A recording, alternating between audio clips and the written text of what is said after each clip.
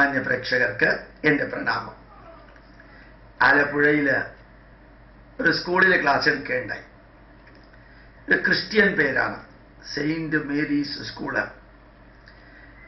ആ പേരിൽ ആ സ്കൂൾ നടത്തുന്നത് ഒരു ക്രിസ്ത്യൻ പള്ളിയോ ക്രിസ്ത്യൻ സംഘടനകളോ അല്ല.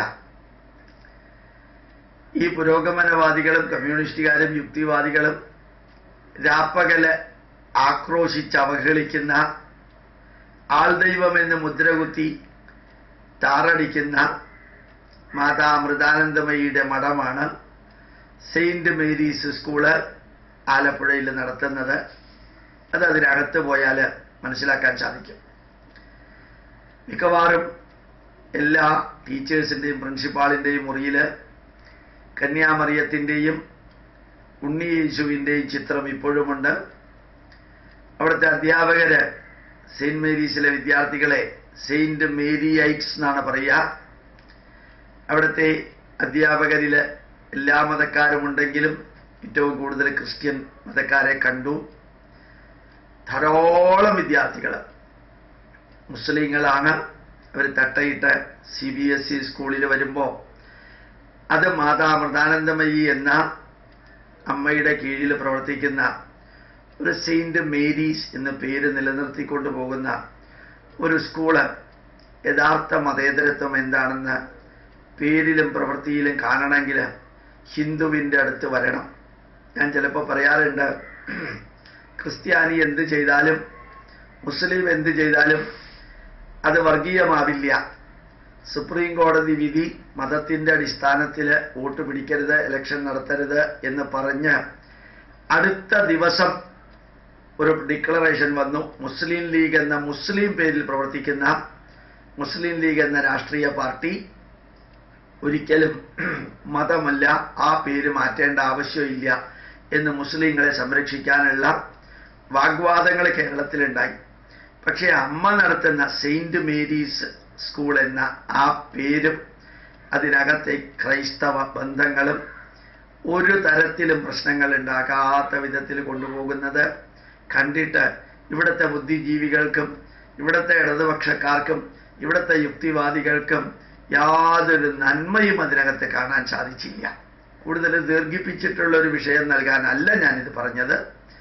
മറിച്ച് ഇങ്ങനെയുള്ള എവിടെയെല്ലാം ഹിന്ദുവിനെയും എവിടെയെല്ലാം ഭാരതീയ പൈതൃകത്തെയും എവിടെയെല്ലാം ഭാരതത്തിൻ്റെ ആത്മീയതയും അവഹേളിക്കാനും അപകീർത്തിപ്പെടുത്താനും നിരാകരിക്കാനും നിഷേധിക്കാനും പുച്ഛിക്കാനും ഇവിടുത്തെ ബുദ്ധിജീവികൾക്കും കമ്മ്യൂണിസ്റ്റുകാർക്കും അവസരം കിട്ടുന്നുവോ അവിടെ പറയേണ്ടതിൻ്റെ 100 ഇരട്ടി അവഹേളനാത്മകമായി പറയുന്ന അവർക്ക് അമൃതാനന്ദമയുടെ കീഴിൽ സെയിന്റ് മേരീസ് സ്കൂൾ പ്രവർത്തിക്കുന്നു ധന്യമായിട്ട് എന്നുള്ളത് കാണാനുള്ള സാമാന്യ ബുദ്ധി പോലും ഇല്ലാതെ പോയതിൽ ദുഃഖമുണ്ട്.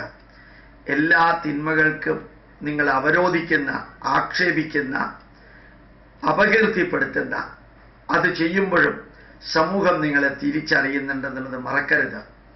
ഇതുപോലെയുള്ള നന്മകൾ ഒരു പത്രത്തിലും ഒരു വരി പോലും വന്നിട്ടില്ല എന്നുള്ളതും, ഇന്നലെ ഞാൻ അവിടെ ചെന്നപ്പോൾ എല്ലായിടത്തും സെയിന്റ് മേരീസ് സ്കൂളാണ്. അതിൽ ഒരു വശത്ത് മാത്രം റൺ ബൈ മാതാ അമൃതാനന്ദമയി മഠം എന്ന് എഴുതിയിട്ടുണ്ട്. സന്തോഷം തോന്നി, അതിൽ ദുഃഖമൊന്നും തോന്നിയില്ല. പക്ഷെ അത് ഇവിടുത്തെ പത്രമാധ്യമങ്ങളുടെ മുമ്പിലോ അല്ലെങ്കിൽ ഇവിടുത്തെ ബുദ്ധിജീവികളുടെ മുമ്പിലോ അല്ലെങ്കിൽ ഇവിടെ പറയുന്ന ഇടതുപക്ഷത്തിൻ്റെ മുമ്പിലോ ഇത്രയും ധന്യമായിട്ടുള്ള ഒന്ന് കാണാൻ സാധിച്ചില്ല.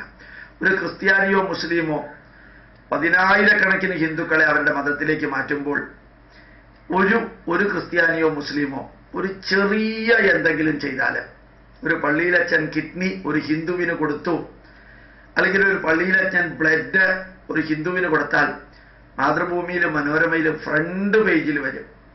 അവര് ചുവട്ടിക്കൂടെ ചെയ്യുന്നതൊന്നും വരില്ല. ഒരു ചെറിയ സഹായം പള്ളി, ക്രിസ്ത്യൻ പള്ളിയോ മുസ്ലിം പള്ളിയോ ഹിന്ദുക്കൾക്ക് ചെയ്താൽ വലിയ വാർത്തയായിരിക്കും. പക്ഷെ ഹിന്ദുക്കൾ തിരിച്ചെന്തെങ്കിലും ചെയ്താൽ അത് മതേതരത്വത്തിൻ്റെ പേരിൽ അറിയപ്പെടുകയേ ഇല്ലാതെ പോകുന്നു.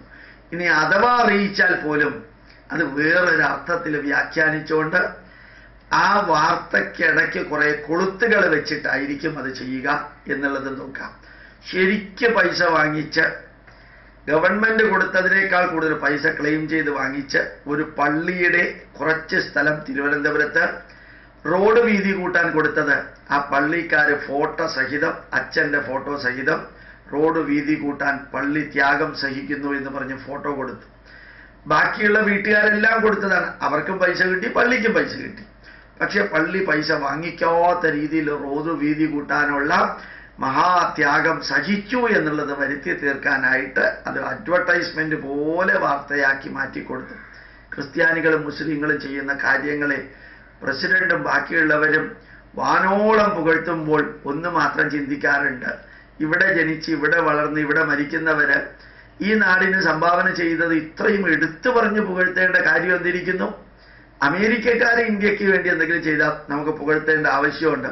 ഇവിടെ ജനിച്ച് ഇവിടെ വളർന്ന് ഇവിടെ മരിക്കുന്നവര് ഇവിടുത്തെ ന്യൂനപക്ഷ അവകാശവും ഇവിടുത്തെ കൺവേർഷനുള്ള അവകാശവും ഇവിടുത്തെ മതപരിവർത്തന തൊഴിലാളികളായിട്ട് നിലനിർത്തുകയും പ്രവർത്തിക്കുകയും ഓരോ ഹിന്ദുവിനെയും കൺവെർട്ട് ചെയ്യുമ്പോൾ 450 രൂപ കൂലി വാങ്ങിക്കുകയും ചെയ്യുന്ന വ്യക്തികൾ ചെയ്യുന്ന ഇതുപോലെയുള്ള വലിയ കർത്തവ്യമാണ്.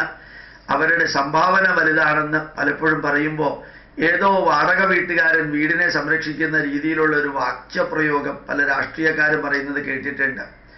ഇവിടുത്തെ യെച്ചൂരിയൊക്കെ പള്ളിയിലച്ഛൻ്റെ മുമ്പിൽ ചെന്നിട്ട് കുമ്പസരിക്കുന്ന ഒരു കാഴ്ച കാണുമ്പോൾ ഇവരേതോ വിദേശത്തു നിന്ന് വന്ന അച്ഛന്മാരാണോ? ഇവിടെയുള്ളവരല്ലേ? ഇത്രയധികം ബഹുമാനിക്കേണ്ടതായിട്ട് എന്താ ഉള്ളത്? ബഹുമാനിക്കേണ്ടെന്നല്ല ഞാൻ പറഞ്ഞത്.